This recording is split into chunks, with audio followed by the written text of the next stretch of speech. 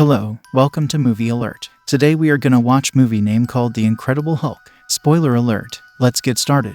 In the beginning, Bruce Banner and Betty Ross were scientists working on a project involving making the body resistant to certain types of gamma radiation. However, something went wrong, and through Banner's or the Hulk's eyes we see him destroying the lab, killing some other scientists, General Thaddeus Thunderbolt Ross, and rendering Betty. Betty is daughter of Ross, of course unconscious. A little later, we see Bruce at the bedside of Betty, who is wavering in and out of consciousness, when suddenly Ross is there with his arm in a sling, screaming at Bruce. Bruce flees, and the hunt begins as Ross tracks down every possible lead he can find on the location of Banner and what lies within him. 158 days without incident. In a town in Brazil, Bruce wakes up from a nightmare of everything that's happened to him. He groans and goes about his morning routine, which includes feeding his dog Rick and learning Portuguese. He also spends time learning relaxation techniques in an effort to control his heart rate and keep himself from becoming too excited. He goes to his job as a day laborer at a local factory, handing out dry goods and cleaning up messes, while avoiding the old tough guys at a bottling factory. He also occasionally helps out with the electrical aspects when something breaks, which it does today. As he's fixing it and joking around with the manager, he cuts himself on a metal clip and the blood falls through all the grated floors onto the belt. And Bruce freaks out, yelling for the belt to stop. The workers stop the belt and Bruce inspects the area where the blood fell, cleaning it up and giving it the okay. As the belt starts and people start talking about the crazy gringo, no one notices the drop of blood that fell into a bottle currently destined for the United States of America. Unaware of the contaminated bottle, Bruce starts to leave, but notices the same toughs who usually give him a hard time coming onto an attractive co-worker, Martina. Bruce stops the action by asking Martina if she'd like to have lunch with him tomorrow, but the leader of the gang starts coming up to Bruce, who cautions him in Portuguese. Bruce goes over this just as the manager pops up, enabling him to escape a beating and head for home, stopping along the way to pick up a package from someone. Once there, Bruce boots up his homemade computer and makes contact with someone named Mr. Blue in America. Together, the two of them are working on a cure to Bruce's little problem, and after dicing up the package of a flower and applying its juice to his blood, Bruce regretfully types, "No change," to which Blue types that he should come to New York and get more data contamination levels, exposure rates, types and amounts of radiation, the works. He glances at a photo of Betty he keeps before regretfully saying that he can't do that either, and powering down for the night. Meanwhile at the Pentagon, Ross is receiving a report from his chief assistant, Major Kathleen Spar, that an old man in Ohio died after receiving gamma poisoning from his fruit drink that came from Brazil. Ross quickly orders a team down there the next day, put together with no small amount of efficiency by his old army friend General Joseph Greller. The team is headed up by the Russian-born but America-trained Emil Blonsky. Ross informs them all that their target is a scientist who has stolen military secrets and that he will definitely be a fighter if cornered. As they fly down to Brazil, Bruce gets a message from Blue saying that he may have success, but needs Bruce's blood to be sure, which Bruce reluctantly and carefully sends off to him. That night, Bruce is sleeping soundly when Rick starts barking. Meanwhile, the commandos have taken up position outside and are scanning the room with a camera, which Rick promptly eats. The commandos blow off the door and after tranking the dog, fire a dozen tranquilizers at a sleeping Banner. They whip the covers off and see that it's just pillows. They hit the street after finding a rope, getting a little ahead of Bruce, who is hiding in the apartment of Martina just below him. After giving them a few minutes, Bruce hits the ground but is immediately spotted by Blonsky. He breaks for it, going across rooftops and up the sides of buildings, at one point narrowly missing running right into a two-shock to move Ross's arms. As he's running, he manages to crash into some people that turn out to be the gang from the factory. They join in on the chase, and Bruce ducks into the factory to lose them all, but unfortunately, the gang sees the chain swinging and the troops see the gang. The gang catches up with Bruce and starts pummeling him, ripping off his backpack, and tossing it aside as he begs them to stop before his heart rate gets too high. Getting out in Portuguese, Bruce warns the leader. The leader laughs and moves in for the kill while the troops near the fight, but suddenly Bruce's eyes flash green just as a dart hits one of the toughs. They blame Bruce and start in again, but suddenly the leader is thrown 100 feet through walls and the other men are screaming. The troops can't make out what's happening, but Ross hears the audio feed and begins yelling at them to shoot, go live, do something. They switch to live rounds as the last of the Gangers is finished and the creature turns to leave, smashing his way out with a big vat of something. The troops open fire, but the bullets just bounce off of him like plastic. The creature roars and starts in on them as Blonsky tries to get in a higher position for a better view and shot. He finds it just as the last soldier is finished. He takes his shot, and the creature notices him. A shadow passes, and suddenly Blonsky is face to face with the Hulk. Hulk picks up another vat and slams it down. and Blonsky goes flying as Hulk heads for the jungle, pausing only to give a victory roar. Hours later, Ross and Spar are going through Banner's apartment and computer when Blonsky comes in, demanding an explanation for what he saw out there. Ross just says that he did a good job, and he should tell his men to pack up since they're leaving town. One day without incident, Bruce wakes up beside a waterfall, not quite sure where he is, his pants hanging off of him and torn. He hears a truck and heads for the road, where the driver tells him he's in Guatemala. The driver takes Bruce into town, where Bruce proceeds to work his way north and pick up some new clothing while in Mexico. Meanwhile, Blonsky has finally succeeded in wearing down Ross enough to tell him what went on. Ross explains that back in World War II, there were a lot of special programs being worked on to give America the edge, almost all of them under an infantry weapons development program. One of them was a program for biotech force enhancement, more commonly known as Super Soldier. About 5 years ago, Ross dusted off that program and began trying to put it together again. He recruited Banner and his team to work on it.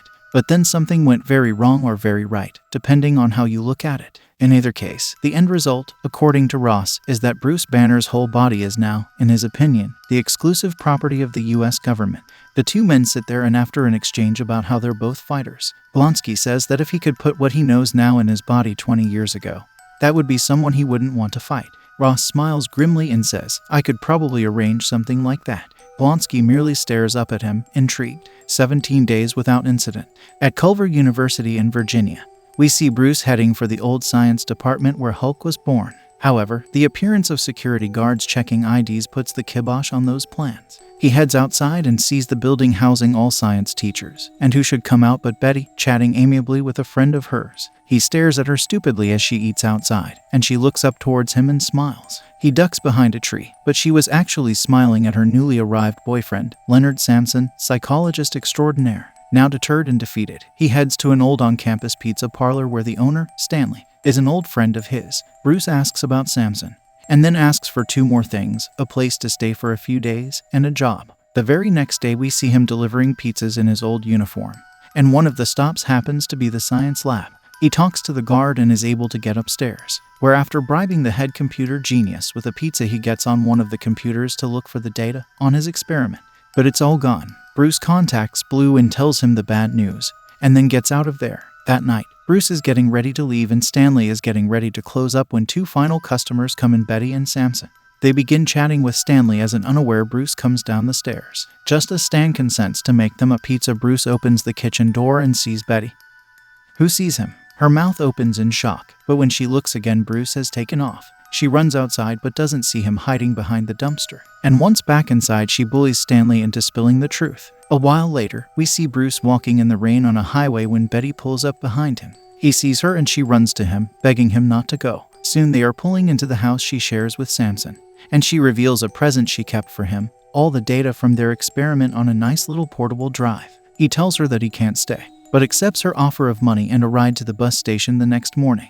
Meanwhile, Ross is pulling a serum out of cold storage and prepping Blonsky for injection, which he warns will hurt. For his part, Blonsky just grits his teeth and tells them to get on with it.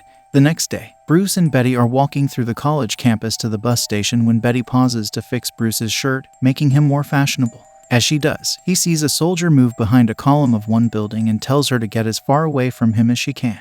He bolts, and as the soldiers move in, she looks around for the command vehicle and convinces Ross to come out, begging for him to stop. He ignores her request and orders the rest of the team in. Bruce ducks into a library and removes his pack. He fishes out the drive and forces it down his throat before moving on. However, the pause has caused the soldiers to catch up to him, and they trap him in an overpass as Blonsky moves in. They fire 2 canisters of knockout gas into the bridge, but Banner transforms and leaps out. He begins fighting the soldiers, leaping all around them and crushing their vehicles. But Blonsky moves in and leaps around Hulk like a mosquito, peppering him with rounds from a grenade launcher. He gets Hulk to follow him into the path of 2 sonic blasters which pepper Hulk with sound waves. But unfortunately, Hulk sees Betty crying out and manages to take them apart using 2 parts of a nearby sculpture. Blonsky gets pissed and approaches Hulk, and proceeds to get slammed into a tree, breaking every bone in his body. Ross orders in a helicopter just as Betty runs towards Hulk. Hulk throws part of the statue at the chipper, which crashes and makes a huge inferno that envelops Hulk, who envelops Betty and keeps her safe from it, though she does go unconscious again. Hulk looks at Betty and sees Ross standing there with Spar. He snarls at Ross, turns, and heads off. Later, we see Ross's boys taking everything Betty owned out of her house as Ross tells Samson that he did the right thing by calling Ross. In turn, Samson calls Ross the bigger threat, since Hulk protected Betty whereas Ross endangered her. Ross says that her safety is his utmost concern. But Samson says that his best feature is that he always knows when someone is lying, and that he also knows now why Betty never talked about him. That night, in the North Carolina stretch of Great Smoky Mountains National Park, Betty wakes up in a cave to the sound of a thunderstorm. She sees Hulk staring down at her curiously and screams. He jumps and hits his head on the ceiling of the cave, but she calms him down. Suddenly, lightning strikes and Hulk screams at it, throwing a rock into the sky at this new challenger. Betty again calms him down, reassuring him as a mother would her frightened child, and eventually he goes to sleep. The next morning, she and Bruce wake up and drive into town, where Betty gets them a motel room and Bruce takes a shower and coughs up the data chip. Betty gets him some new clothes and together they get a used car with cash obtained from the pawning of her mother's old necklace. As she's paying, though, Bruce uses a public computer to send the data to Mr. Blue, aka Samuel Stearns, at his Empire State University email address. Even worse, Ross's team, with the help of the S.H.I.E.L.D., is able to capture this email and figure out where they're heading Empire State University. Meanwhile, Ross is checking on Blonsky, who had previously had more broken bits than the Titanic, and is shocked when Spar shows him a fully healed Blonsky, who is pissed off and ready for round 3. Back with Betty and Bruce, we see them heading for New York when Betty asks what it's like when he changes. The best Bruce can answer is that everything is a lot more amplified. Betty points out that there's still something of him in there, using the recognition of her as evidence. So maybe if Bruce could control it, but Bruce interrupts her, saying that he wants to get rid of it. The next day, the pair are in line at the Verrazano Narrows Bridge when Bruce notices a police checkpoint. They get out, sneak around the back of the truck, and head down to the docks, where after one boat ride they find themselves in the city and get a cab to ESU, which turns out to be the most frightening ride ever and has Betty screaming obscenities at the lascivious cabbie. As he pulls away, our pair have this exchange. Eventually, the pair get to ESU and meet the small, quiet, and an unassuming young man known as Samuel Stearns. Being thrilled to meet both of them, he brings them up to his lab and they immediately start talking, where he warns that if they miscalculate too high, the dose could kill Bruce. In turn, Bruce warns that if the dose is too low, it could be dangerous to Stearns, though Stearns just laughs this off, clearly not believing him. Regardless, they set about recreating the experiment with little trouble. They manage to draw Hulk out and inject the antidote as Betty struggles to keep Hulk from lashing out. The antidote takes effect, and Hulk reverts back to a hyperventilating Bruce. Meanwhile, on a military base, we see soldiers prepping for moving out while in a locker room. Blonsky examines himself in a mirror. Unnoticed, his spine elongates and extends out from his body the slightest bit. He boards the chopper and Ross asks him how he feels, and he declares, like a monster. In the lab, Stearns is proposing his latest theory that what they injected Bruce with was just for the suppression of that one episode. He starts to talk about his subjects, which causes Betty and Bruce to stare at him in horror and ask, "What subjects?" He smiles gleefully and shows them a room with tons of distorted fetuses and dozens of synthesized bags of Bruce's blood, all of which Stearns was able to make from that one sample Bruce sent. Bruce and Betty tell him that they need to destroy all of it, but Stearns can only see a future Nobel Prize. Bruce starts to become agitated, but a sniper suddenly tags him from outside, just as Blonsky rushes in and knocks him out, shoving Betty aside roughly. A team takes Bruce out as Spar stays behind to supervise cleanup. But as they do and as Betty storms onto a waiting chopper, and away from the man she no longer wants to call her father, Ross whispers to Bruce just before he gets loaded on, "If you took it from me, I'll put you in a hole for the rest of your natural life." Back on the ground, Spar is interrogating Stearns when she gets knocked out from behind by Blonsky. Stearns is terrified, but then Blonsky says that he wants Stearns to turn him into what Bruce turns into. Stearns is eager to oblige for reasons that have nothing to do with Blonsky's threats, but he does warn Blonsky that the result, thanks to what Blonsky already has in him, could be an abomination. Blonsky lifts Stearns to the ceiling and says that that counts as informed consent, and the ball starts rolling. As Betty and Bruce share a moment in the chopper, Stearns' procedure takes hold, and Blonsky, now the abomination, smashes the whole lab, spilling chemicals on Stearns, whose head bubbles weirdly and begins to grow larger and flatter as he grins. Blonsky leaps outside and starts tearing up the streets, and soldiers left there. And one of the soldiers gets a message off to Ross that the Hulk is loose. Ross glances at Banner, who appears just as shocked, and says that's impossible. They manage to get a visual on screen, and they see the abomination tearing apart the city. Bruce realizes that only one thing can stop that and Ross agrees. They move over the site and open the back door. Betty begs Bruce not to do it, saying that they don't know if he'll change, but he says he has to try. They kiss each other, and then he allows himself to fall backward. He passes the level of buildings. A big smash. A huge hole appears in the middle of the pavement, down the street from the abomination. The Hulk slowly pulls himself from the hole and roars.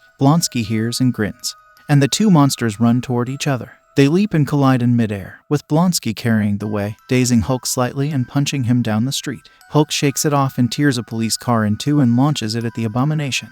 Blonsky takes the hit and then unleashes one of his own, punching Hulk through a building and way downtown. The abomination roars into light and chases after him, climbing up and over buildings to catch up as Ross orders the chopper gunner to open fire on Blonsky. Blonsky barely avoids all of the bullets and catches up to Hulk, pummeling him some more before deciding to grab hold of the copter. Hulk sees this and then sees Betty in there, roars, and grabs hold of Blonsky, creating a copter abomination Hulk chain. The pilot says that it's too much weight and he has to put her down while Hulk and Abomination continue their battle on the landing struts. The battling becomes too much, and the chopper finally crashes near a construction site. As Betty and Ross pull themselves from the wreckage, Blonsky keeps beating on Hulk. Suddenly, a spark from the main rotor hits a gas puddle below the chopper. Hulk sees this happening, becomes angrier and bigger, and manages to shove the abomination aside, just in time to create a sonic boom that puts out the fire by creating a limited vacuum. Meanwhile, the abomination has found a huge chain that just happens to have two mace-like attachments on the end, and is swinging it at Hulk merrily. Hulk manages to get under it, get a hold of the chain, and wrap it around Blonsky's neck. He pulls it tight, and Blonsky goes unconscious. He pulls it tighter, determined to kill the source of his hurt and pain when Betty cries out, "Stop!" Hulk sees her and calms and obeys. The abomination is still out, so Hulk tosses him to land at the feet of Ross before letting loose with another victory roar. He quiets, and for a moment, all is still. No one moves as the Hulk gazes distrustfully at all the little people with loud guns around him when suddenly a second chopper appears with a searchlight blaring. Hulk roars in frustration and takes to the roofs again, running off. He reaches the coastline, and, a few days later, we see Betty on Liberty Island, looking sad as she stares up at the big green woman. A beep sounds from her pocket and she pulls out a camera. She had gotten while on the run with Bruce to see a picture of him not quite smiling back at her beneath the words "low battery." The camera suddenly powers down, and Betty sighs, saddened by the loss of the one proof she had of their time together. 31 days without incident. In Bella Coola, British Columbia, we see a shack set up deep in the mountains. Inside, we see Bruce addressing an envelope to Betty. When he's finished, he opens the flap and puts her mother's necklace inside, making sure to not be rough with it. That done, he sits down and meditates, thinking about what everyone told him about control. He closes his eyes, breathes deeply, and opens them again. They are glowing green. After that, in the post-credit scene, on a black screen, we hear General Ross saying "reload." We find him sitting in an ordinary bar in an ordinary city uniform undone. The bartender refills his drink as the door opens. Tony Stark enters and sidles up to Ross, offering his condolences on failing to capture Banner and losing control of Blonsky, and saying that he did warn Ross against pursuing the super soldier program since it was shut down for a reason. Ross sighs and acknowledges Stark, saying that he always wears the nicest suits, to which Stark smiles and says, "Touché." Stark says that he heard that Ross had an interesting problem, and Ross responds by saying, "Well, you'd know all about that, wouldn't you?" Not to be outdone, Stark follows up with, "We're putting a little team together. Thought you might be interested." Finally, letting his curiosity override his caution, Ross says, "Who's we?" With this scene, movie ends. Thanks for watching. If you enjoy the video, press the like button and subscribe and follow for more videos.